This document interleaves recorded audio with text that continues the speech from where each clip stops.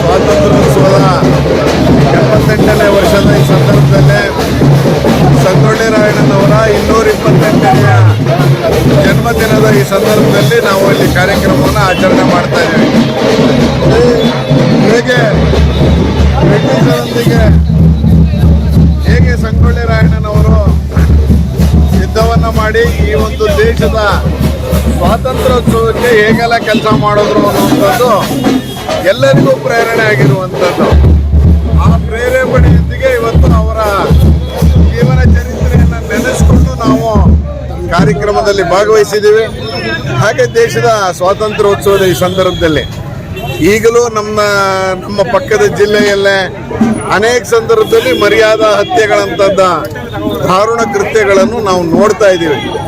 ಅಂದರೆ ಎಲ್ಲೋ ಒಂದು ಕಡೆ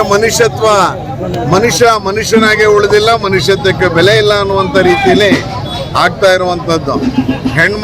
ನಮ್ಮ ಹೆಣ್ಮಗಳು ಇನ್ಯಾವುದೋ ಧರ್ಮದವ್ರನ್ನ ಅಥವಾ ಇನ್ಯಾವುದೋ ಜಾತಿಯವನ್ನ ಮದುವೆ ಆದರೆ ಅದು ಕರುಳ ಕುಣಿಯನ್ನೇ ಕಟ್ ಮಾಡುವಂಥ, ಅಂದರೆ ಕರುಳ ಕುಣಿಯನ್ನೇ ತೆಗೆಯುವಂಥ ರೀತಿಯಲ್ಲಿ ನಮ್ಮ ಅಕ್ಕಪಕ್ಕದ ಜಿಲ್ಲೆಯಲ್ಲಿ ಆಗ್ತಿರೋದು ಬಹಳ ದುರಂತ. ಈ ಸಂದರ್ಭದಲ್ಲಿ ನಾವು ಪ್ರತಿಜ್ಞೆ ಮಾಡಬೇಕು.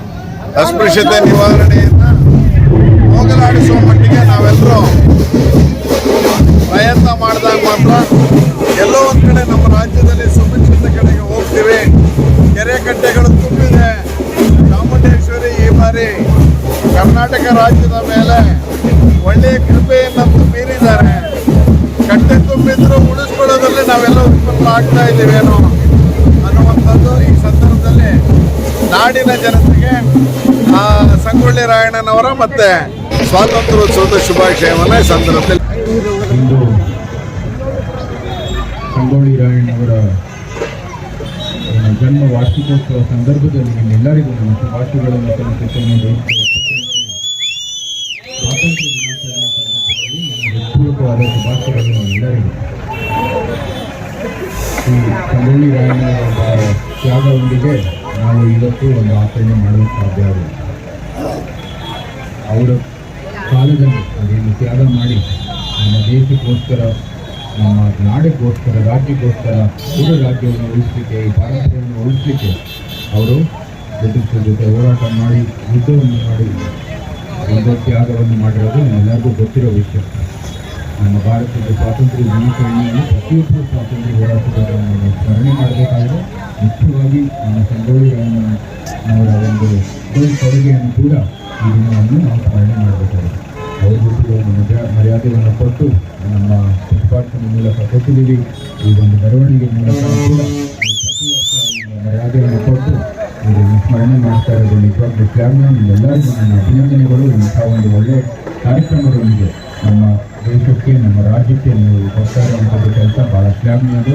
ಇದರಿಂದ ನಮ್ಮ ಸಮುದಾಯವನ್ನು ನಿರ್ಮಾಣ ಮಾಡೋಕ್ಕೆ, ನಮ್ಮ ಒಗ್ಗಟ್ಟಾಗಿರಬೇಕಾಗಿರುವುದು, ಭಾರತೀಯರಾಗಿ ಭಾರತಕ್ಕೋಸ್ಕರ ನೀವು ಮಾಡ್ತಾ ಇರುವಂಥ ಕೆಲಸ ಇದೆಲ್ಲ ಭಾಳ ಶ್ಲಾಘನೀಯದು. ಸೊ ಮತ್ತೊಮ್ಮೆ ನಿಮ್ಮೆಲ್ಲರಿಗೂ ಅಭಿನಂದನೆಗಳು ಹೇಳ್ತಾ, ಮುಂದೆ ಈಗ ಇದನ್ನು ತ್ಯಾಗ ಮಾಡಿದರೆ ನಮ್ಮ ಸ್ವಾತಂತ್ರ್ಯ ಹೋರಾಟಗಾರರು ಬರೀ ಇವತ್ತಿನ ವ್ಯವಸ್ಥೆಗೋಸ್ಕರ ಅಲ್ಲ, ಭಾರತ ದೇಶ ಇನ್ನೂ ಉತ್ತಮ ಮಟ್ಟಕ್ಕೆ ಬೆಳಿಬೇಕಾಗಿರೋದು. ಅದೇ ನಮ್ಮ ಪ್ರಧಾನಮಂತ್ರಿಯವರು ಇವತ್ತು ವಿಕಸಿತ ಭಾರತದಲ್ಲಿ ನಿರ್ಮಾಣವನ್ನು ಪ್ರಯತ್ನ ಮಾಡ್ತಾ ಇರೋದು. 2047 ಪಾಶ್ಚಾತ್ಯ ದೇಶಕ್ಕಿಂತ ಹೆಚ್ಚಾಗಿ ನಮ್ಮ ಭಾರತವನ್ನು ಅಭಿವೃದ್ಧಿ ಆಗಬೇಕಾಗಿದೆ. ಇದು ಸಂಗೊಳ್ಳಿ ರಾಯಣ್ಣವರು ಪ್ರೇರಣೆ. ಪ್ರತಿಯೊಬ್ಬ ಸ್ವಾತಂತ್ರ್ಯ ಹೋರಾಟಗಾರರು ಏನು ಅವರು ತ್ಯಾಗ ಮಾಡಿರೋದು ಭಾರತ ನಮ್ಮೆಲ್ಲರೂ ಬದುಕುವ ಪರಿಸ್ಥಿತಿ ಉತ್ತಮಗೊಳಿಸಬೇಕಾಗಿ ಅದಕ್ಕೆ ಅದು ತ್ಯಾಗವನ್ನು ಮಾಡಿದ್ದಾರೆ. ಈ ನಿಟ್ಟಿನಲ್ಲಿ ನಾವೆಲ್ಲರೂ ಕೈ ಜೋಡಿಸಬೇಕಾಗಿದೆ. ಏನು ದೃಷ್ಟಿ ನೆಟ್ಟಿದ್ದಾರೆ ಬರೀ ನಮಗಲ್ಲ, ಮುಂಬರುವ ಪೀಳಿಗೆಗೂ ಕೂಡ ಒಂದು ಒಳ್ಳೆಯ ವಾತಾವರಣ ಸೃಷ್ಟಿಸುವಂಥದ್ದು ದೃಷ್ಟಿ ಇದೆ. ಇದಕ್ಕಾಗಿ ನಾವೆಲ್ಲರೂ ಕೈ ಜೋಡಿಸೋಣ. ನಮ್ಮ ಸ್ವಾತಂತ್ರ್ಯ ಹೋರಾಟಗಾರರು ಸಂಗೊಳ್ಳಿ ರಾಯಣ್ಣವರನ್ನ ಸ್ಮರಣೆ ಮಾಡ್ತಾ ಮುಂಬರುವ ಪೀಳಿಗೆಗೆ ಒಂದು ಒಳ್ಳೆಯ ವಾತಾವರಣವನ್ನು ಸೃಷ್ಟಿಸುವ ಒಂದು ನಮ್ಮೆಲ್ಲರ ಈ ಮೆರವಣಿಗೆ ಮೂಲಕ, ಈ ಒಂದು ಪುಷ್ಪಾರ್ಚನೆ ಮೂಲಕ, ಈ ದಿನದ ಮೂಲಕ ಒಂದು ಸಮರ್ಪಣೆಯನ್ನು ತೋರಿಸೋಣ ಅಂತ ಹೇಳ್ತಾ ನಿಮ್ಮೆಲ್ಲರಿಗೂ ಕಾರ್ಯಕ್ರಮದ ಆಯೋಜಕರಿಗೆ ನನ್ನ ಹೃತ್ಪೂರ್ವಕವಾದ ಶುಭಾಶಯಗಳು. ಮತ್ತೊಮ್ಮೆ